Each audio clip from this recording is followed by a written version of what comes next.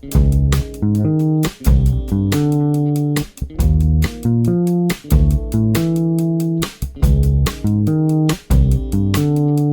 현재 시간 2024년 12월 27일 12시 43분 지나고 있습니다. 자, 오늘은 148번째 시간이고요. 영화는 하얼빈입니다. 저는 진행을 맡고 있는 빌버입니다.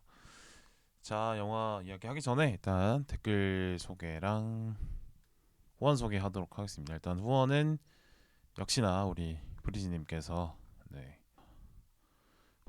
바스터즈와 언스 어폰 어 타임 할리우드 편에 또 해주셨고요. 두 개 다 감사합니다. 그리고 큐레이븐 3에도 해주셨고 1987 1부 2부에도 모두 2,000원씩 해주셨습니다. 감사합니다. 열심히 하겠습니다. 자, 추운 겨울에 감기 걸리지 않으시도록 또 하시길 바라겠고요. 그 다음에 감사합니다.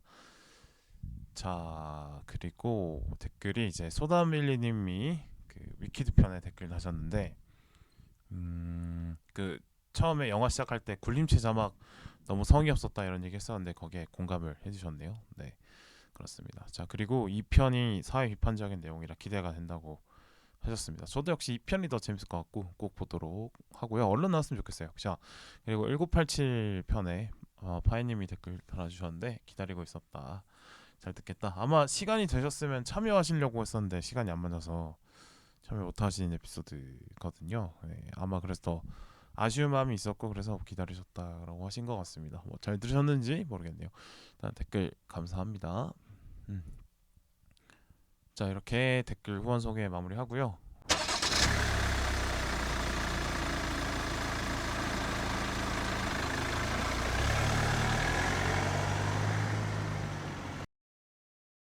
자, 오늘은 영화 하얼빈을 다룰 텐데 일단은 우미노 감독의 영화죠. 뭐 내부자들이 가장 유명한 작품이지 않나 싶고 거기서 기대를 많이 모아서 그거 다음 편 뭐였지? 마야광이었나? 네, 그걸로 좀 안 좋은 평가를 받았던. 근데 마야광 좀 재밌던데. 어쨌든 그렇습니다. 뭐 막 엄청난 명 감독의 반열에 있다기보다는 그래도 이 사람이 만들면 기대를 하게 되는 감독이지 않나 이런 생각이 들어요. 그래서 뭐 하얼빈 보는데 주저함이 없었던 것 같고.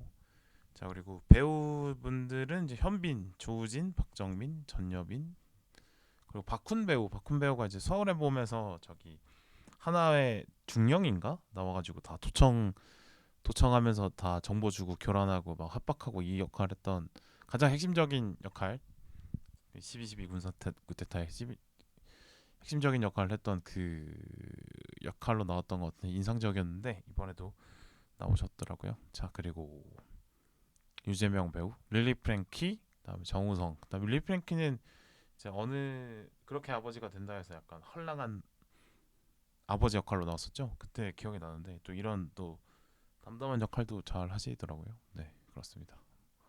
그다음에 장우성 배우가 잠깐 나오더라고요. 네, 처음에는 이렇게 다들 이제 이 영화 자체가 대부분 남자 출연자들이 수염이랑 머리를 덥수룩하게 기르고 어두운 톤의 옷을 입고 있기 때문에 얼굴은 잘 알아보기 어려운데 정우성이더라고요.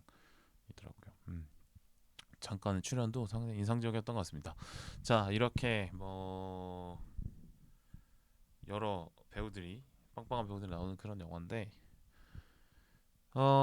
글쎄요. 더 뭐 안중근 의사의 이야기를 다뤘기 때문에 좋은 메시지를 담고 있고 모두가 더 잘 알아야 되는 영화라고 생각이 듭니다. 그래서 그런 의미에서 되게 의미가 있었던 것 같고 또 이제 아무래도 이제 안중근 의사에 대한 이야기가 기대치가 높다 보니까 그거에 비해서 조금 울림이 좀 적었던 것 같아요. 그러니까 재미가 없었다라고 평가하기에는 이 고귀한 인물과 인물 그 동료들에 대한 얘기여서 재미가 없었다라고 평가하기에는 좀 부끄러운 것 같고 그냥 생각보다 뭔가 울림이 적었다 그렇게 표현할 수 있을 것 같고요. 여전히 근데 포기하지 말고 나아가면 좋은 결과가 있을 것이다.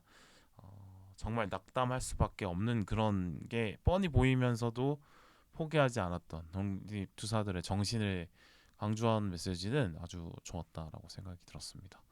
자, 그리고 그 현빈 배우가 유키즈에 나와서 이제 하얼빈의 촬영이나 이런 것들이 상당히 이제 공을 많이 들였기 때문에 뭐 이른바 아이맥스나 뭐 돌비 시네마나 이런 데서 좀 보면 좋겠다 이런 얘기를 유퀴즈에서 했던 것 같은데 글쎄요 제가 보고 왔을 때는 전 돌비 애트모스에서 봤는데 굳이 꼭 물론 뭐 그런 거 특별관에서 보면 좋겠죠. 근데 꼭 봐야 된다 그런 영화는 아닌 것 같습니다. 아무래도 결국에는 메시지가 중요한 영화에서 아무래도 수익 극대화를 위해서 특별관을 보라고 한 건지 그렇게 되면 더 뭐랄까 영화 수익이 더 늘어나는지 아무래도 뭐 그렇겠죠? 한번 이분한테 물어보게 해야 되겠네. 하여튼 그렇습니다. 그렇고요. 그러니까 뭐 정리를 해보자면 이제 이 실존 인물에 대한 어떤 존경심이 있기 때문에 더 많은 감동을 제가 기대하고 갔는데 영화 자체는 그 어떤 영화를 보고 나오는 제 모습이 되게 뜨거운 가슴으로 나오기를 기대했던 것 같은데 그렇지는 않은 것 같아서 그게 좀 아쉬운 거지 뭐 어떤 역시나 이제 안중근 의사의 삶을 다시 본다는 거는 뭐 감동이었다 이렇게 표현할 수 있을 것 같네요. 일단 너무 어려운 도전인 것 같아요. 일단 안중근 의사라는 인물이 너무나 잘 알려져 있고 또 그 인물의 생은 우리가 모두가 이제 대한민국 국민이라면 잘 알고 있는 이야기 때문에 이제 좀 메시지가 아무래도 좀 겹칠 수밖에 없고 그죠? 수많은 독립투사들이 나왔던 영화들이 많이 있고 그러다 보니까 메시지가 좀 새로운 게 없을 수 있는 것 같다는 거죠. 아무래도 이제 민족을 위해서 우리 공동체를 위해서 어떤 고통도 참고 희생할 줄 아는 그런 사람이 되자. 그러다 결국엔 그 어떤 희생과 헌신이 결국에는 빛을 본다. 뭐 이런 메시지들이 공통적이라고 볼 수 있는데 뭐 그런 거에 대해서 뭐 큰 틀에서는 벗어날 수 없기 때문에 음, 어려운 부분이 분명히 있었다라고 생각이 듭니다. 메시지는 새로운 게 없을 것이다. 그러면 새로운 게 없는 메시지 대신에 어떤 결로, 어떤 재미로 이제 영화를 만들어서 관객들에게 감동을 줄 것이냐는 걸 좀 선택을 해야 되는 거죠. 아무래도 좀 운신의 폭이 좁을 수밖에 없는 영화일 수밖에 없다 그런 생각이 들고 어 이게 단순히 이게 이제 독립운동을 다루는 영화만 많은 것들이 아니라 뭐 당연히 역사 시간에 배우는 거고 책도 많고 다큐도 많고 그죠? 그다음에 뭐 여러 가지로 당연히 대한민국의 국민으로서 많이 배워야 되는 어떤 이야기이기 때문에 많이 듣고 하죠. 근데 그런 부분에 있어서 그건 그거니까 이 얘기를 자주 듣고 또 듣고 많은 사람이 듣고 하는 건 너무 당연한 이야기인데 이제 컨텐츠를 만드는 입장에서 봤을 때는 난이도가 올라갈 수밖에 없는 거죠. 네, 뻔할 수밖에 없게 되니까 그렇습니다. 그러니까 이런 어떤 가공의 인물들을 가져와서 이야기를 짜내는 경우는 이제 재미를 만들 수 있죠.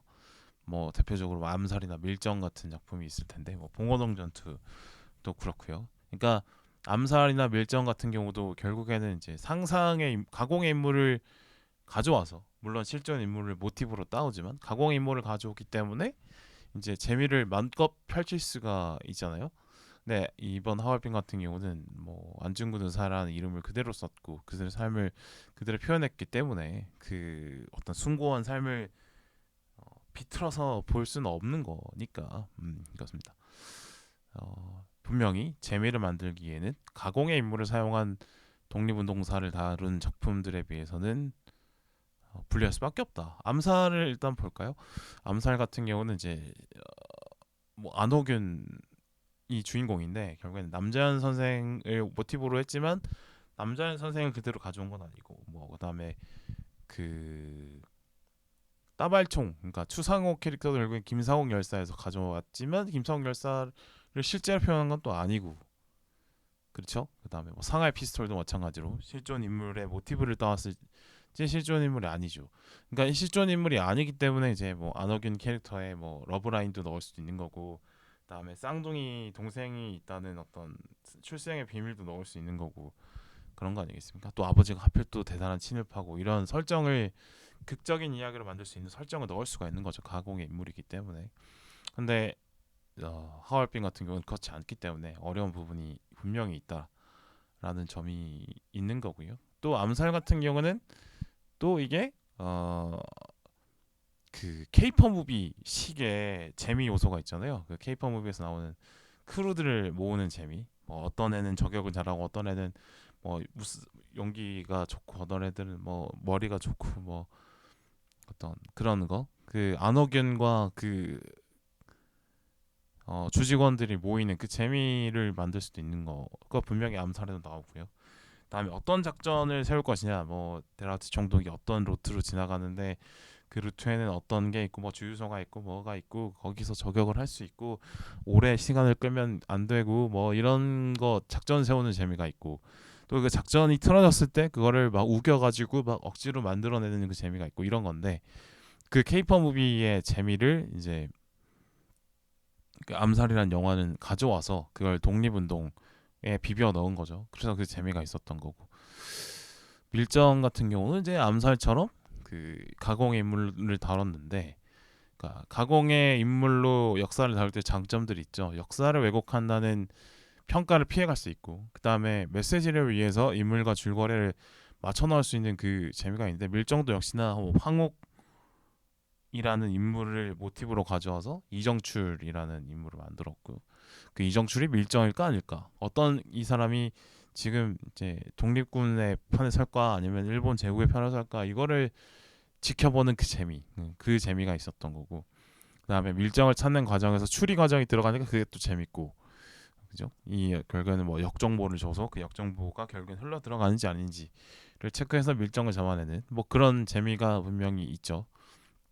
그다음에 그 공유가 했던 주인공 캐릭터가 걸리느냐 안 걸리느냐 뭐 그런 거 뭐 어색한 연기를 통해서 이걸 넘어가느냐 안 넘어가느냐 이걸 뭐 이런 재미가 분명히 있습니다. 그다음에 봉오동 전투 같은 경우는 이제 독립군이 워낙 이제 부족한 자원과 인력과 불리한 환경에서 싸웠기 때문에 정말 승리가 잘 없는데 그 몇 없는 승리 중에 하나였고 그래서 당연히 쾌거고 그래서 그 승리가 주는 어떤 쾌감을 과하게 강조할 수 있는 사건이었죠. 그 봉오동 전투라는 것이. 그래서 그걸 과하게 활용해서 폭력성을 쾌감으로 그릴 수 있는 오락성을 극대화할 수 있는 그런 사건이어서 그걸 잘 활용한 거죠. 그래서 뭐 김장하 그 주인공이 엄청나게 잘 뛰는데 뭐 약간 뭐 부상 당해도 막 그냥 뛰어버리고 체력 엄청 좋고 막 이러는 거. 그다음에 유해진 배우가 했던 그 황해철 캐릭터의 무자비한 칼놀림 같은 거. 아예 막 때려 칼이 아니라 거의 뭐 둔기 같은 느낌의 칼놀림 같은 그 강조된 캐릭터가 주는 재미 뭐 이런 게 있고. 그다음에 뭐 기타 뭐 황해철의 그 일자무식 캐릭터들이 만드는 어떤 무식 개그 이런 거 그다음에 뭐 김장하의 누이와의 어떤 감정에서 오는 어떤 음, 감정을 폭발시키는 그런 장면 뭐 이런 것도 사실 그 쾌감 중에 하나라고 볼 수 있어서 봉오동 전투라는 영화에서는 이제 그걸 잘 극대화해서 썼죠. 그러니까 이런 어떤 암살이나 밀정 같은 경우는 이제 가공 인물을 만들어서 오락적 예비를 만들었고 보동 전투 같은 경우는 이제 승리의 역사이기 때문에 그걸 활용해서 재미를 만들었는데 근데 하얼빈은 사실 그렇지 않았기 때문에 그만큼 오락적인 요소를 만들기는 분명히 어려웠을 것이다. 실존 인물 위주로 만들었고 그 다음에 그 안중근 의사의 의거가 숭고하지 막 엄청난 승리라고 볼 수는 없죠. 왜냐하면 그의 어떤 감옥에서의 발언들과 숭고한 죽음들까지 같이 생각을 해야 되기 때문에 막 완전 막 쾌감 넘치는 장면으로는가 아니니까 애초에. 그렇죠. 그래서 하얼빈은 그만큼 어려운 길을 갈 수밖에 없는. 그러니까 영화로서 우리가 생각하는 영화가 주는 어떤 일반적인 재미, 쾌감 이런 거를 만들기는 상당히 어려운 작품일 수밖에 없다. 약간 그 남한산성이 지고 갔던 어떤 부담감과 비슷한 거겠죠. 남한산성도 역시나 그 패배의 역사고 그 패배에서 어떤 교훈을 얻을 것인가를 말하는 이야기를 가지고 영화를 만들었기 때문에 그 영화가 사실 좀 일반 관객들이 기대하는 재미를 만들기 어려워서 이제 흥행에서 조금 어려움이 있었지만 영화는 잘 만들었다는 평가를 받는 그런 작품인데 뭐 따지고 보면 이제 남한산성과 비슷한 결이다 그렇게 볼 수 있을 것 같습니다. 네. 그러니까 메시지를 위해서 그러니까 메시지가 꼭 뭐 뭉클하고 쾌감 있고 이런 것만 있을 수는 없는 거니까 숭고하고 뭐 담담하고 이런 메시지도 필요한 거니까 그런 메시지를 던지기 위해서 어떻게 보면은 이제 우리가 흔히 영화에서 기대하는 재미는 빼버릴 수밖에 없었다. 그걸 알지만 끝까지 가본 그런 기획이기 때문에 이걸 나쁘게 볼 수는 없는 거라는 생각이 다시 한번 들고요. 그러니까 막 이 하얼빈을 보고 왜 암살처럼 재미없어, 밀정처럼 재미없어라고 말하는 건 좀 철이 없는 생각이다 이런 생각을 해봅니다. 자, 그리고 하얼빈이 그래서 이걸 좀 빼고 갈 수밖에 없는 이 하얼빈의 영화라는 그 특성 때문에 어떤 모습들이 있냐면 일단 극도로 담담하죠. 그러니까 어떠한 웃긴 장면 없이 진지하게 갑니다. 뭐 암살도 보면은 왜 상하이 피스톨에 거들먹거리는 어떤 바람둥이 연기 이런 게 있고, 그다음에 뭐 덕사미와 상욱이의 어떤 티키타카 뭐 이런 거 다 있는데 뭐 그런 거 다 빼죠. 그런 거 없습니다. 뭐 우덕순 캐릭터가 좀 약간 터프하고 좀 못 배운 캐릭터 뭐 이래서 조금 이제 다른 담담한 캐릭터들에 비해서 좀 튀는데, 그 캐릭터와 이제 김상현 캐릭터의 어떤 티격태격 이런 게 조금 있긴 한데 사실 뭐 그거는 뭐 웃긴다기보다는 그냥 두 사람의 관계성을 표현하기 위함이지 웃기려고 넣은 장면은 아니기 때문에 거의 뭐 그런 웃긴 장면 거의 없이 정말 진지하고 피식할 수 있는 웃음 그런 거 없이, 아니면 너무 우리가 우울하게 갈 필요만 없지 않냐, 한번 웃어보자 이런 식의 느낌의 코믹 릴리프를 넣으면서 오히려 더 비장함을 강조할 수도 있는데 그런 것도 없습니다.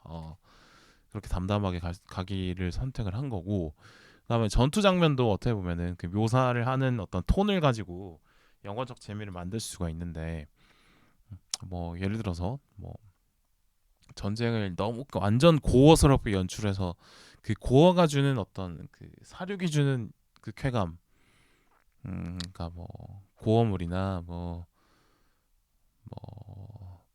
공포물이나 이런 데 보면 이제 그 징그러운 걸 보면서 어떻게 보면은 역설적으로 쾌감을 느끼는 사람의 심리를 건드리는 그런 재미를 만들 수도 있는데 그러지 않았고, 그다음에 액션 활극처럼 이제 전투를 묘사해서 그런 쾌감을 줄 수 있는데 그런 것도 없습니다. 뭐 예를 들어서 선이 악을 처단할 때 그 처단함의 그 자곡함을 해방 자곡함이 주는 잔혹함을 자곡함의 그 죄책감이 따라오는데 그 죄책감을 해방시켜 주는 거죠. 선이 악을 때리는 거니까 권선징악이니까 그 폭력에 대한 어떤 쾌감, 그 어떤 폭력에 대한 쾌감을 죄책감 없이 느낄 수 있도록 권선징악 틀에 넣어서 이렇게 묘사할 수도 있는데 그런 것도 없었고, 그죠. 뭐 봉오동 전투나 뭐 아까 말씀드렸고 바스터즈 같은 경우는 사실 권선징악이기 때문에 그 나치들을 때려잡는 데는 어떠한 잔혹한 방법을 써도 죄책감을 느끼지 않아도 되는 거고 폭력이 주는 쾌감만 느껴도 되잖아요. 어떤 그런 식으로 쾌감을 줄 수 있는데 하얼빈은 그러지 않았고요. 그 다음에 어떻게 반대로 액션이 주는 어떤 그 쾌감 대신에 어떤 홀리하게 성스럽게 그렇게 묘사하는 방식을 택할 수도 있었는데 그렇지는 않았습니다. 뭐 예를 들어서 뭐 미군이 주로 이제 2차 대전 영화에서 보여지는 모습들 같은 거죠. 뭐 밴드 오브 브라더스나 뭐 라이언 1번 구역이나 뭐 핵소고지나 이런 거 보면은 이제 미군이 선을 위해서 폭력을 행사하지만 거기서 어떤 그런 잔혹한 게 일부러 사람을 죽이지도 않고 거기서 느끼는 어떤 그 어쩔 수 없이 사람을 죽여야 된다는 것 때문에 느껴지는 죄책감 혹은 불안감 이런 거를 또 보여주고, 어떻게 보면은 그 전우를 위해서 희생하는 모습 막 보여주면서 그 전투씬 자체를 약간 숭고하게 표현할 수도 있는데 그런 느낌도 아니죠. 아니고 어떻게 보면은 뭐 영웅의 탄생의 순간을 뭐 강조하면서 음, 막 그 사람의 어떤 쓰러져가는 영웅의 모습을 보면서 막 숭고함을 느끼게 뭐 전투씬을 표현할 수 있는데 그러지도 않았습니다. 그러니까 초반 막 전투씬 같은 게 막 되게 치열하게 나오는데 약간 글래디에이터 1편 초반부가 또 생각이 나더라고요. 근데 그게 이제 어떤 승리의 역사 뭐 이런 걸로 표현하기보다는 정말 전투라는 게 진흙탕에서 뒹구는 어떤 정말 비극이지. 그 전쟁 전투에서 이겨봤자 뭐 쾌감을 얻을 수 있는 것도 아니고 정말 그냥 고통 그 자체다 이런 식으로 표현을 한 것 같아요. 그죠? 어떻게 보면 이제 서부전선 이상없다의 그 전투씬들 같은, 그러니까 거기서 보면은 왜 그 밴드 오브 브라더스나 뭐 이런 거 보면은 이제 미군의 편에서 그알 그죠? 그 그 중대 이름이 뭐였지? 아, 이지 컴퍼니. 이지 중대의 편에 서서 관객이 이지 중대의 편에 서서 이제 그 전투를 보게 만들기 때문에 되게 뭐랄까, 그 전투 자체가 되게 뭔가 의미 있게 재밌게 보여질 수 있는데 그런 느낌이 아니었던 거죠. 네, 어떻게 보면 서부전선 이사업단은 그 전투 씬이 그 승리의 쾌감을 전달하기보다는 전쟁의 잔혹함을 표현하기 위해서 전투 씬이 존재하는데, 하얼빈의 초반 전투 씬도 그랬던 것 같습니다. 그래요. 일부러 또 뺀 거죠, 그죠? 분명히 홀리한 느낌을 줄 수 있었고 쾌감을 전달하는 식으로 전투를 풀 수 있었는데 그러지 않았다라는 점이고, 그다음에 안중근 의사의 그 처형 장면도 약간 그 연극 무대처럼 약간 추상적으로 묘사를 해서 또 그 흰색 포를 얼굴에 씌우는 것까지만 보여주지 끝까지 다 보여주지 않잖아요. 그것도 어떻게 보면 이제 추상적으로 표현해냈다라는 거죠. 표현하는 게 이제 그 안중근 의사의 어떤 의지 같은 것이지 그의 죽음의 어떤 처절함 이런 걸 보여주고자 하는 게 아니기 때문에 그렇습니다.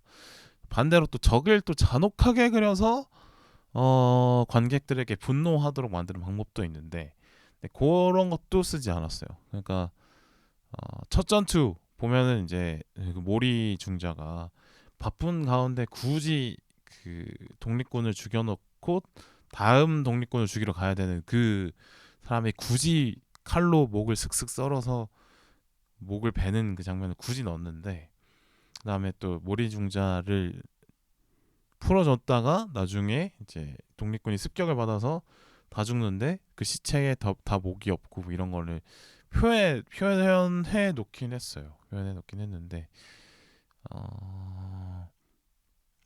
어떻게 보면 이제 그거는 되게 표면적인 거고, 어떤 모리중자의 어떤 더 잔혹한 내면이랄지, 아예 폭력에 절여져 버려 있는, 용서해줄 필요가 전혀 없는 그런 사람으로 더 묘사해서 분노를 더 치밀어 오르게 할 수 있는데 그렇게 하진 않았죠. 그 이후에 보여진 모리중자를 뭐 커버치자는 게 아니라, 그러니까 어떤 살인귀의 모습보다는 그냥 뭐 명령에 열심히 쫓아가는, 혹은 뭐 안중근에 대한 열등감 때문에 약간 열받아 있는 그런 정도를 묘사하고 있기 때문에 또 막 그런 어떤 적의 잔혹함으로 적의 어떤 잔혹함으로 분노를 표현하려고는 했던 방법을 선택하지는 않은 것 같아요. 그런 어떤 그런 부분이 있고, 그 다음에 또 감정을 끌어올릴 수 있는 요소들도 사실 좀 뺀 것 같은데, 이거는 이제 뮤지컬 영웅과 그 영웅을 원작으로 한 영화 영웅이 있어서 이걸 또 눈치 보는 선택일 수밖에 없었다라고 생각하는데, 예를 들어서 뭐 가족과의 연결고리 같은 거 다 빼는 거죠. 뭐 마리와 여사와의 편지 같은 거, 뭐 그 마리아 여사가 보면은 이제 자식에게 당당하게 죽으라라고 편지를 쓰고 이런 장면들 있잖아요. 그러니까 어떻게 어머니가 자식한테 죽으라라고 얘기를 하겠어요.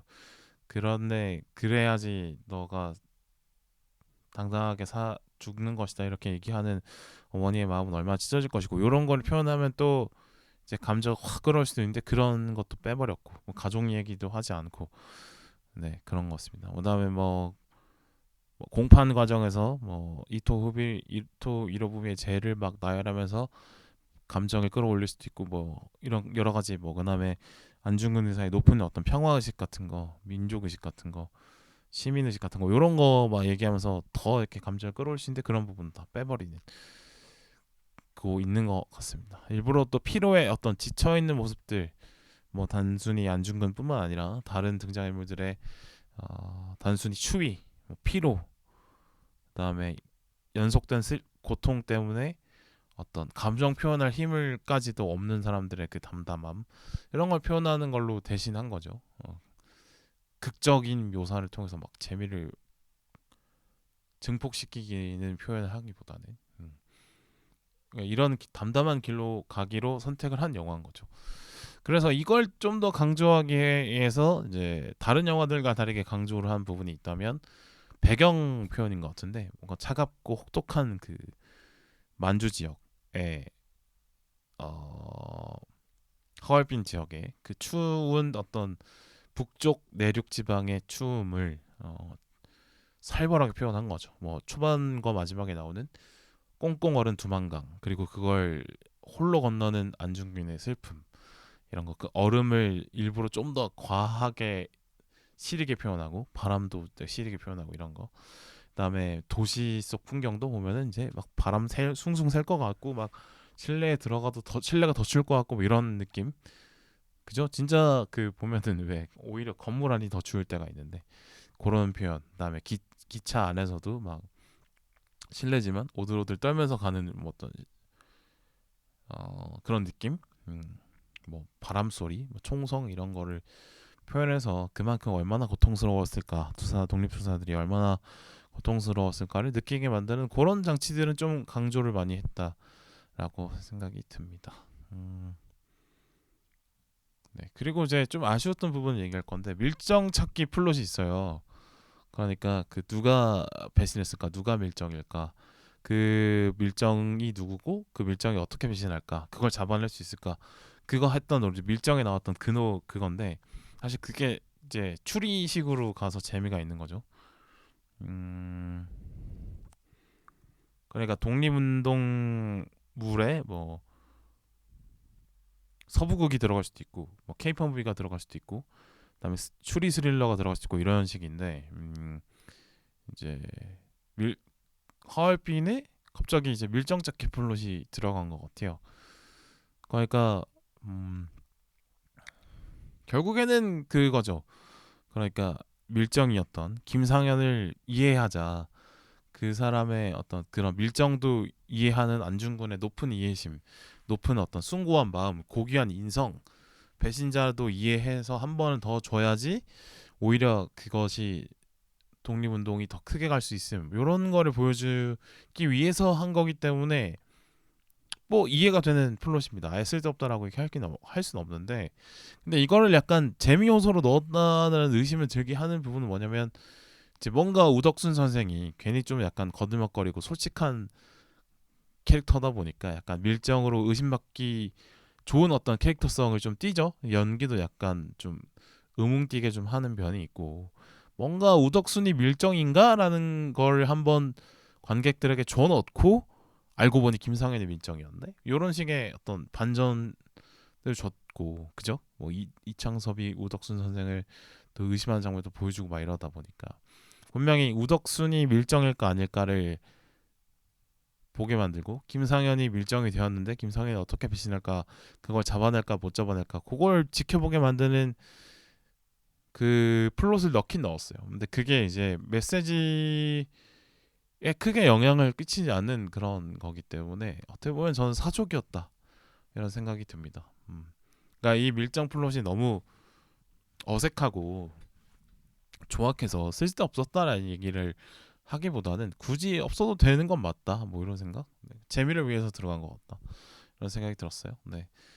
근데 이게 이 영화가 사실 뭐 재미를 어떤 주기 위한 그런 게 아니라 고고함, 음, 안중근의 삶을 통해서 느끼는 어떤 그런 울림을 향한 영화였기 때문에 어떤 그런 밀정 찾기 플롯은 어떻게 보면은 좀 사적이지 않았나 이런 생각을 해봅니다. 그래서 이 영화가 이제 아까 초반에 제가 말씀드렸다시피 생각보다 울림이 덜했다라고 말씀드렸는데, 만약에 저였다면 이렇게 했으면 좋겠다라는 생각이 드는 게 있다면 이랬으면 더 좋았겠다라는 걸 말해보자면 좀 더 철학적인 영화로 갔어야 되지 않나 하는 생각이 들거든요. 그 안중근 선생의 삶을 쫓아가 보면 단순히 막 열정적인 민주적인 투사인 것도 맞지만 어떻게 보면은 이제 법을 국제사회와 국제법과 뭐 그런 것들을 다 이해하고 평화론 같은 거를, 평화에 대한 철학이 있고 이런 사람이거든요. 그러니까 음, 일본 사람 전부가 문제고 일본 사람 다 죽이면 문제가 해결될 거라고 믿나라는 질문을 하죠, 이창섭에게. 사실 근데 이창섭 같은 생각을 하는 게 어떻게 보면 민족적 감정에 있어서 충분히 이해가 되는데, 안중근 선생은 그 이상을 보는 거잖아요. 일본 시민들도 결국에는 그냥 일본 시민들일 뿐이고 그 일본 시민 위에 있는 어떤 체제가 잘못된 거다라는 어떤 문제의식을 정확히 갖고 있던 사람이었는데, 근데 어떻게 보면 독립투사로서 일을 하다 보면 그냥 일본과 관련된 모든 것들이 싫어질 수밖에 없는 게 인지상정인데, 그걸 뛰어넘는 어떤 사상을 갖고 있는 사람이라는 점을 보여주고 있긴 한데, 그거에 대해서 좀 더 파고들었어야 된다라는 생각이 듭니다. 그래서 안중근의 어떤 이 사상의 깊음, 이 인격의 고귀함, 이런 것들을 좀 더 강조해야 이 영화가 일부러 담담함을 선택했던 그 이유에 맞지 않나 이런 생각이 들고, 그다음에 그 이유 때문에라도 모리 중자에 대한 얘기를 좀 더 보여줬었다 된다고 생각해요.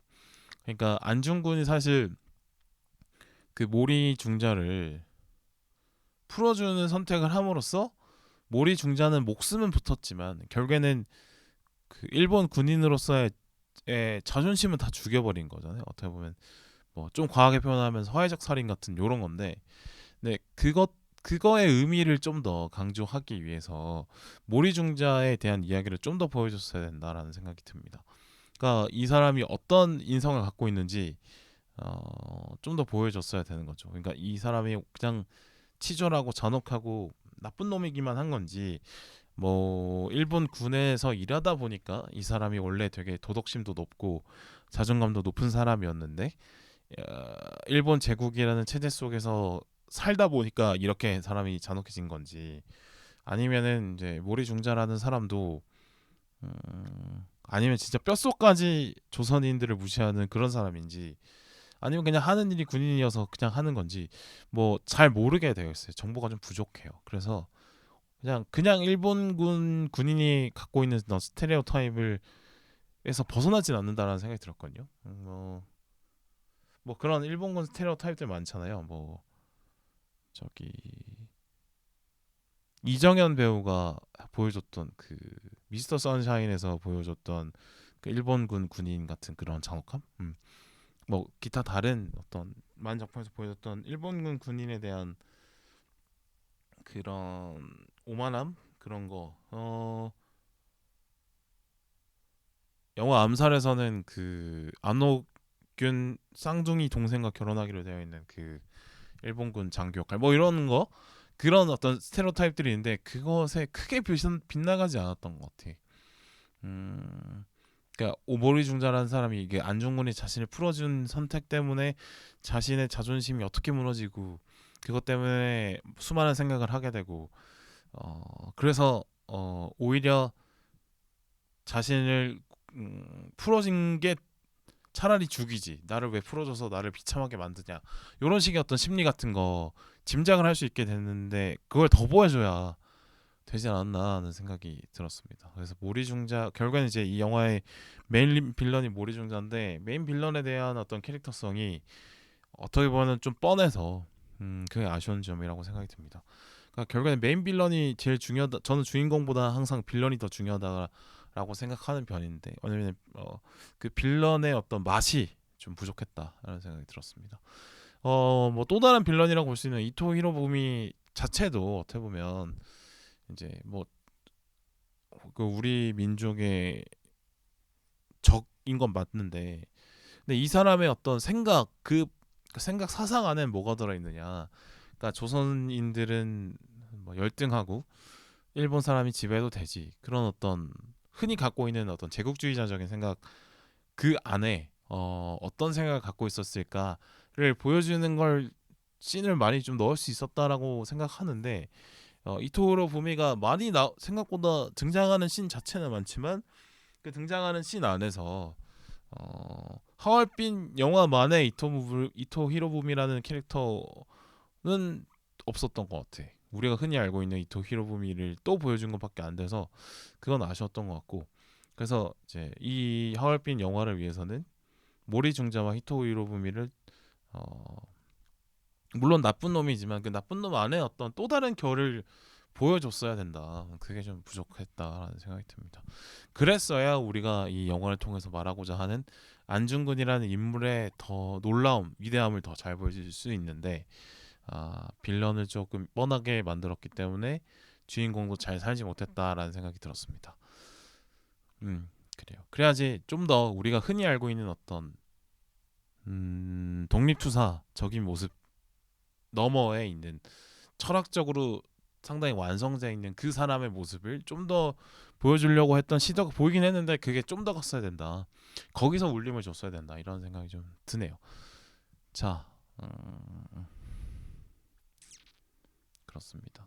음, 그리고 하나 더 뭐 얘기하고 싶은 부분은 이제 독립군들의 이 전투 환경이 워낙 열악하지 않습니까? 인원도 부족하고 뭐 물자도 부족하고 정보도 부족하고 그러니까 모든 것이 부족한 상황에서 모든 것을 가지고 있는 적과 싸워야 되는 그 과정인데 그러려면 좀 더 계획이 치밀해서 그 비좁은 틈을 하나 만들어서 성공을 시켜야 되는 그 독립군의 어떤 꼼꼼함 이런 것들을 영화로 좀 표현이 됐으면 좋겠다 생각했는데 근데 이들의 작전 수행이나 이 계획 세우는 방법이 얼마나 치밀했는지는 좀 잘 표현이 안 된 것 같아서 그건 또 아쉬운 부분이라고 할 수 있겠습니다. 근데 이런 평가를 하는 제 평가가 사실은 다 쓰레기입니다. 사실 갖다 버려도 돼요.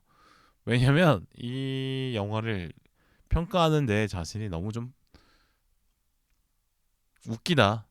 이런 생각이 갑자기 또 듭니다. 그러니까 제가 이런 평가를 하얼빈이 좀 아쉽다라는 평가를 전반적으로 했는데 이 평가를 내리는 그 기준 자체가 이미 다른 영화를 많이 봐왔던 것 때문에 생기는 그 기준들인 거잖아요. 그죠? 그러니까 이미 수많은 어떤 독립 운동을 다루고 있는 작품들을 봤고 그 작품들의 장점을 가지고 와서 하얼빈의 안 좋은 점만 부각을 시키고 있는 거잖아요. 그죠? 약간 SNS를 보면서 자신의 삶을 비관하는 것과 같은 이치라고 생각이 드는데 SNS가 보면 그 사람의 어떤 삶의 하이라이트 필름 같은 거잖아요. 항상 그러니까 뭐 라면 먹는 거 안 올릴 거지만 방어 먹는 건 올릴 것이고 그죠? 음, 한식 뷔페 가는 건 안 올릴 거지만 오마카세 가는 건 올릴 거잖아요. 그죠? SNS가 사실 그런 문제점이 있는데 그러니까 SNS가 저 사람의 조작된 하이라이트 필름이라는 걸 알아야 되고 그래서 그걸 굳이 내 삶과 비교해서 나를 우울하게 만들 필요는 없는 건데 그 SNS의 맹점이라고 볼 수 있는데 제가 이렇게 영화를 평가하는 그 자체도 사실 그런 것과 일맥상통하죠. 네. 그러니까 이미 다른 영화들이 가지고 있는 좋은 점, 장점들만 가져와서 하얼빈과 비교해서 하얼빈을 까내리고 있는 행동을 제가 했기 때문에 사실 참 부끄러운 행동이다라는 생각이 들었어요. 그러니까 음, 당연히 다른 작품들의 장점만 비교하면 하얼빈의 단점밖에 볼 수밖에 없는 거 아닐까 이런 생각이 들어요. 그래서 이거는 하얼빈의 문제라기보다는 하얼빈을 보는 저의 문제라고 봐야 되지 않나 이런 생각도 듭니다. 그러니까 이렇게 영화를 분석하고 평가하고 이런 게 솔직히 좀 잘못된 태도라고 저는 보거든요. 그러니까 분석하고 평가하기 전에 사실 그거 자체로 느끼려는 태도를 먼저 가지는 게 맞죠. 근데 이렇게 저라는 사람 자체가 지금 이거를 영화 팟캐스트를 지금 2년 반 거의 가까이 좀 하고 있고 어 뭐 물론 영화 컨텐츠를 만드는 사람 치고 영화 잘 안 보는 편이긴 한데 그래도 영화 보는 일반 사람들 치고는 많이 보는 편이고 또 이거 가지고 막 분석하고 뭘 만들고 막 하다 보니까 이 행위에 계속 반복이 되면서 굳어진 자세가 있는 거죠. 그러니까 영화를 평가하고 분석하고 또 거기서 어떻게 보면 이제 안 좋은 점을 찾아내는 쪽으로 계속 하게 되는 그 행위들이 계속 반복이 된 거죠. 결국에는 근데 이 행위를 통해서 저는 결국에는 어떤 컨텐츠를 만들고자 하는 사람이고 이 컨텐츠가 결국에는 저 좋자고 만드는 거잖아요. 그죠? 뭐 그게 뭐 어떤 유명사가 됐든 어떻게 보면 뭐 조그마한 것이 됐든 큰 것이 됐든 어쨌든 이런 어떤 영화를 평가하고 분석하는 과정을 통해서 컨텐츠를 만드는 이 행위 자체가 사실은 뭐 다 떠나서 일단 제가 재밌어서 하고 있는 부분이 있는데 그러니까 어떤 행위든 빛과 그림자가 있고 뭐가 항상 찝찝 어떤 행동이든 찝찝하는 것이 묻는 것처럼 그런 것처럼 음, 참 참 뭐 저 스스로 자체가 좀 뭐 저 스스로 좀 비웃게 됐어요. 네, 참 영화 그 자체를 봐야지 또 다른 영화랑 비교해가지고 까내리고 있는 게 참 씁쓸하다 이런 생각이 듭니다. 그러니까 평론가병, 시네필병 이런 거죠, 사실. 그렇습니다. 근데 이런 말을 하고 있지만 결국엔 이제 수많은 시간을 이 영화 보고 분석하고 컨텐츠 만들면서 시간을 썼던 제 시간이 또 있기 때문에 이 시간이 축적이 있기 때문에 태도로 좀 굳어지는 부분이 있겠다라는 생각이 갑자기 또 들면서 좀 반성하게 되고요. 뭐 결국엔 저도 이 하얼빈이라는 영화 자체를 이용하고 있는 꼴인데 뭐 대단하다고 뭐 스스로 막 현명한 척 하고 있는 꼴 같아서 참 우습다 이런 생각이 듭니다. 제가 뭐 아무리 이걸 만들기 위해서 노력을 해봤자 영화를 이 하얼빈이라는 영화를 만들기 위해서 참여한 수많은 사람들 중에 가장 노력을 적게 하신 분의 노력에 비해서도 한참 노력을 적게 하는 게 전데 그죠? 뭐 제가 뭐라고 이렇게 말을 씨부리고 있느냐 이런 생각을 또 갑자기 들긴 합니다. 네, 그렇습니다. 그러니까 이 영화 자체가 뭐 다른 작품들보다 더 재밌는 작품을 만들기 위해서 만들어진 게 아니라 어떤 안중근과 그 동료들의 삶과 생각을 보기 위해서 만든 작품이잖아요. 그죠? 그럼 그 자체로 봐줘야 되는데 어떻게 보면 다른 작품과 비교해서 뭐 아쉽다 저쳤다 뭐 이렇게 하고 있는 것 자체가 영화를 좀 오독하고 있는 것이 아닌가 이런 생각을 해봅니다. 그래서 뭐 제가 뭐 안 좋은 점을 얘기하냐고 이랬으면 좋겠다라는 점을 얘기했지만 결과적으로 이 영화는 좋은 작품이다라는 생각을 하고 있습니다. 보셨으면 좋겠다라는 추천을 드리고 싶은데 어 사실은 생각해 볼 거리도 많이 던지는 작품이죠.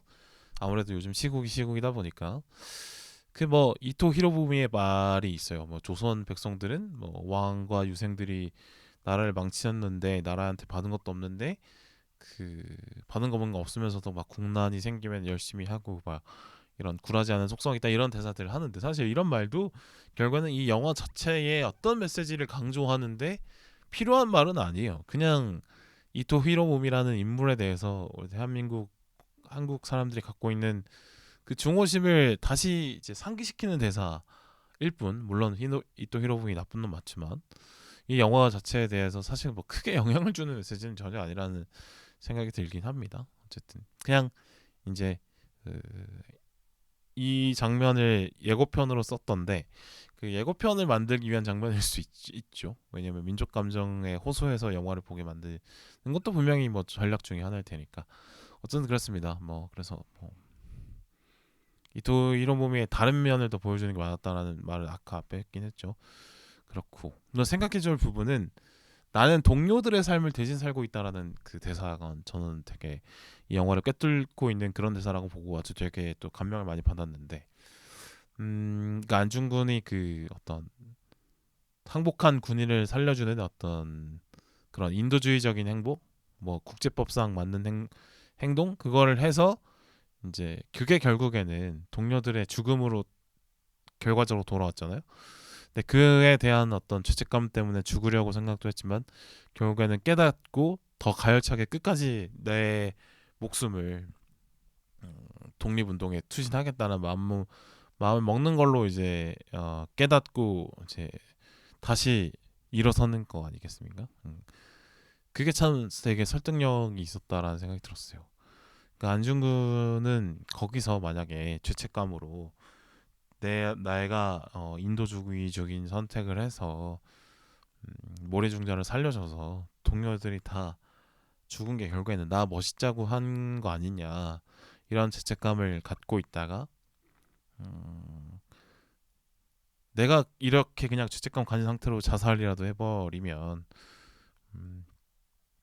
결국에는 저승에 가서 동료들 볼 면목이 없는 거 아니냐. 그러면 내 동료 대신에 내가 살아있으니 끝까지 가겠다라는 판단은 상당히 뭔가 울림이 분명히 있었고요. 영화를 꿰뚫을 만한 메시지로서도 상당히 깊이가 있는 메시지라고 저는 생각이 들었는데 음, 그건 또 생각이 들었어요. 그러니까 보면은 사람들은 어떤 산의 정상만 기억하지만 그 산의 정상이 있기 위해서는 산 아래부터 차근차근 쌓여져 있는 흙과 돌과 나무와 풀이 있어서 그 정상에 있는 것이고 그리고 스스로 빛나는 별이 없는 것이고 스스로 우뚝 선 사람이 없는 것처럼 그 나는 나의 동료들의 삶을 대신 살고 있다는 그 말이 어떤 스스 참 좋았어요. 그래서 그렇습니다.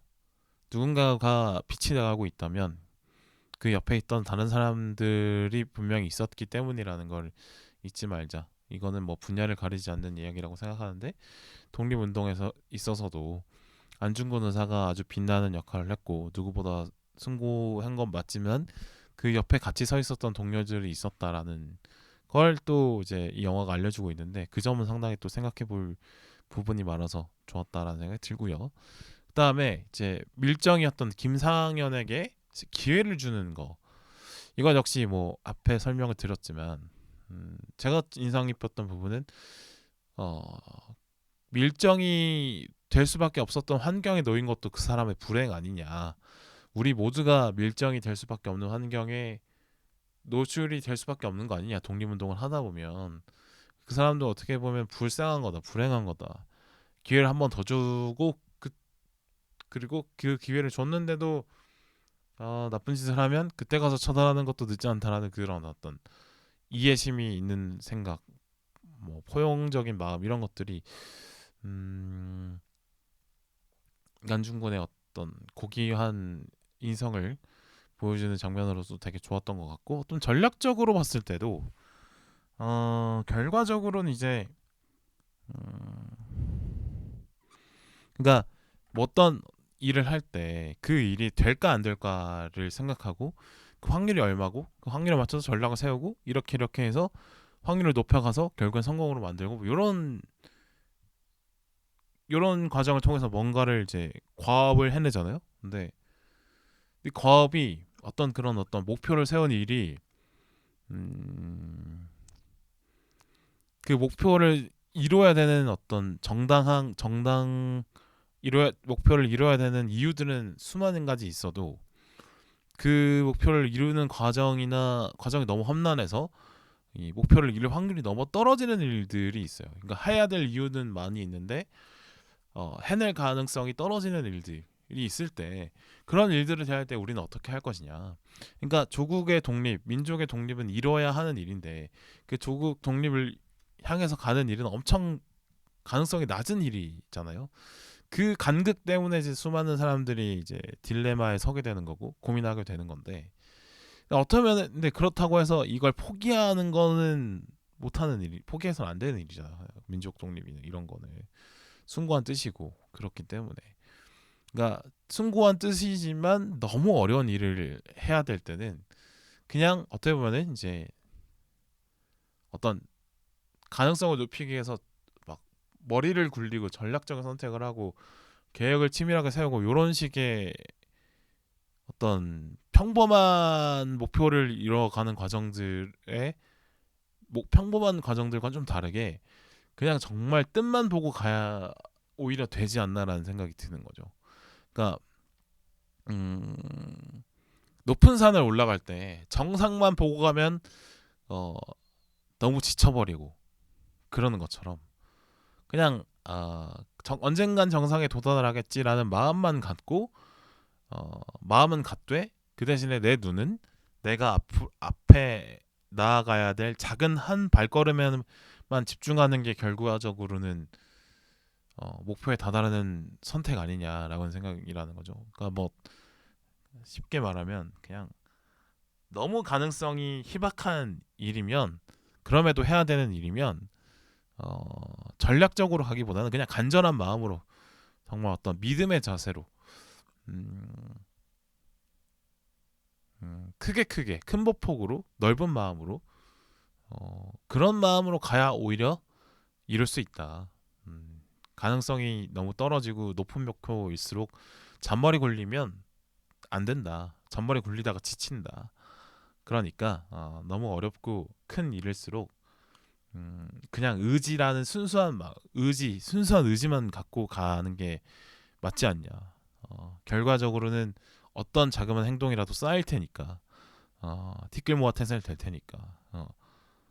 그러니까 어떻게 보면은 이제 전략적으로 봤을 때는 밀정이 된 동료를 죽여버려야 이 조직이 유지가 되니까 길게 봤 그러니까 이제 조국 독립에 가까워져 가는 가능성이 높겠지라는 라고 판단하는 거가 일반적인 생각이긴 한데, 어떻게 생각해 보면 그런 밀정이 되는 동료도 이해해주고 기회를 한 번 더 주더라도 언젠간 밀정이 있을 거라는 생각을 알고 있지만, 그렇다고 계속 밀정을 찾아내고 막 동료를 의심하다 보면 아무 일도 못하는 거 아니냐. 그러니까 밀정이 의심이 되더라도 의심을 거두고 그냥 일을 진행해야 될 때도 있는 거고, 그러다가 밀정한테 뒤통수를 맞을 수도 있는 거고, 또 밀정이 될 뻔한 사람을 또 이해해주고 결국엔 다시 우리 편으로 끌어들여야지 동료가 한 명 더 느는 거고, 그래야 되는 거 아니냐. 큰 일일수록 좋게 좋게 크게 크게 좋은 마음으로 가야 되는 거 아니냐. 이런 깨달음을 좀 한번 갖게 된 것 같습니다. 그래요. 여튼 요즘에 시국이 시국인 만큼 요즘 시국과도 연결해서 생각해 보면, 이 공동체가 있는데 그 공동체에서 자라는 사람들이 자기 스스로의 이익 때문에 공동체를 갖다 바친 사람들이 항상 있고, 그 갖다 바친 사람들 때문에 애꿎은 어떤 선량한 사람들이 또 죽어가고 있다는 거 참 다시 확인하게 되고요. 그렇습니다. 그래서 결과적으로는 역사는 길기 때문에 힘든 일을 뚜벅뚜벅 걸어 나가면 결과적으로 정의의 편이 이긴다라는 걸 다시 알려주는 그런 영화라는 또 생각이 들고, 그래서 결과적으로 뭐 요즘 시국이 뭐 윤석열이든, 윤석열 나쁜 거야 뭐 말할 것도 없고, 한덕수 이 총리 때문에 본인이 어떤 대권 주자의 꿈이 있어서 그런 건지 몰라도 뭔가 아니 순리대로 하지 않고 막 꿍꿍이가 있는 것 같은 그런 사람들을 볼 때, 시국이 시국인데 나라가 이 모양 이 꼴인데 나라가 처박히기 직전인데도 자기 자리 생각하고 다음 선거 생각하고 이런 사람들 때문에 지금 이 시국이 정리가 잘 안 되고 있는데, 그런 상황들을 보면서 다시 한번 이 영화를 보면서 반성하게 되고, 추워서 사실 시위 좀 덜 나가고 싶게 되고 그렇더라고요. 사실 사람 마음이 그렇잖아요, 그죠? 그런데 하얼빈을 보면서 거기에 나오는 독립투사들을 보면서 내가 독립투사들의 겪는 그 고통에 비해서 제가 시위 나가서 물론 열심히 하지만은 뭐 추운데 고생하지만은 해봤자 그분들의 그것에 비하면 아무것도 아니다라는 생각이 다시 들고, 그래서 사실은 좀 이번 주말은 좀 안 나가고 싶고 좀 쉬고 싶고 이랬는데, 제가 좀 더 열심히 살아서 시간을 만들어서 꼭 다시 나가서 열심히 뭐 조금이라도 보탬이 돼야겠다 이런 생각을 하게 됐습니다. 그렇습니다. 그래요. 자, 이렇게 마무리해야 될 것 같네요. 네. 들어주셔서 감사하고요. 추운데 감기 조심하시고, 그리고 곧 이 혼란한 시국이 마무리되기를 바랍니다. 여기까지 하도록 하겠습니다. 들어주셔서 감사합니다. 마치겠습니다.